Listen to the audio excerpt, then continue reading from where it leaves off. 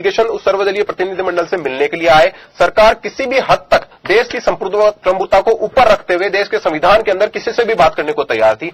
Sir, कुछ राजनीतिक दल ऐसे थे जो हुर्रियत से बात करना चाहते थे, सरकार ने उनको भी नहीं रोका।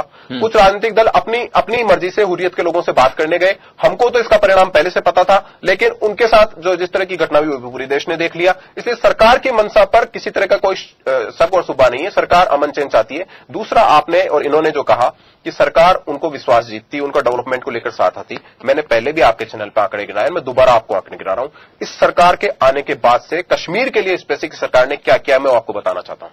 80,000 करोड़ रुपए का पैकेज फ्लड के लिए दिया, 40,000 करोड़ अनाउंसमेंट। नहीं, उसके अलावा बता रहा हूं आपको, उसके अलावा बात कर रहा हूं, उसके अलावा मैं बात दूसरी कह रहा हूं, मैं दूसरी बात कह रहा हूं। मैं बात ये कह रहा हूं, पैसे हम दे रहे हैं और ये पहली दफा नहीं दिए वहां पे पैसे।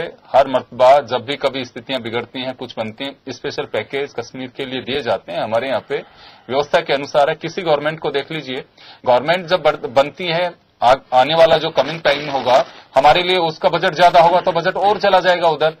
पैसा खूब खर्च होता है वहां पे, पैसे का कोई इश्यू नहीं है। नहीं, मैं बात इसकी नहीं कर रहा हूं। आपने कहा कि वहां के लोगों को डेवलपमेंट से जोड़ने के लिए, वहां के लोगों का विश्वास जीतने के लिए सरकार ने क्या किया, पॉइंट क्या है। मैं आपको सर, ये घटना तो 2 महीने से आई है। ये तो बुरहान वानी की एनकाउंटर के बाद ये घटना हुई है। सरकार ने तो 80,000 करोड़ का फ्लड के लिए पैकेज, 40,000 करोड़ का सड़कों के लिए पैकेज, 9,000 करोड़ का टनल के लिए package, 2 AIIMS, 3 medical college, 7 polytechnical college, ये तो पहले ही दे दिए। सरकार तो पहले दिन से ही कश्मीर की जनता दोनों को रोकना चाहूंगा। 1 मिनट के लिए मैं डॉक्टर करोड़ी सिंह साहब, मैं एक सवाल मेरा ये है, लगातार राजनीतिक दलों की ओर से शेख अब्दुल्ला, हरि सिंह वहां के जो शासक थे और पंडित जवाहरलाल नेहरू, तीनों की भूमिका को लेकर के सवाल उठाए जाते हैं।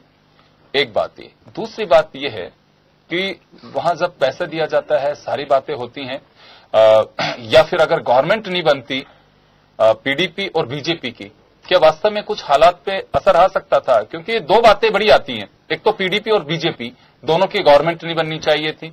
दूसरी बात है कि इतिहास को दोहरा करके क्या उससे कुछ हासिल कर पा रहे हैं? देखिए योगेंद्र जी, इसको हम 2 स्तर पे समझें। एक तो तात्कालिक जो स्थिति है भी वो, और दूसरा ये स्थिति क्यों आई। इसमें हो सकता है कि बहुत से हमारे जितने भी यूपीए है, एनडीए है, यूपीए है, या उससे पहले की सरकारों ने कुछ गलतियां की हो सकता है किसी ने की हो, और राजनीतिक दल निश्चित रूप से सत्ता पाने के लिए गठबंधन करते हैं, और बीजेपी और पीडीपी ने भी किया होगा, इसमें कोई दोहराई नहीं है। राजनीतिक दल सत्ता के लिए होते हैं और सत्ता प्राप्ति का प्रयास करते हैं, उद्देश्य यही होता है राजनीतिक दलों का। तो इनसे कोई हमारी शिकायत नहीं है और होनी भी नहीं चाहिए। दूसरा है, इतिहास का हम मंथन करते हुए ये कहते रहे कि लीगलिस्टिक पॉइंट स्कोर करें वकील की तरह, तो वो समस्या समाधान की तरफ नहीं ले जाएगी। आज जो स्थिति है वो कश्मीर के हालात बिगड़ रहे हैं।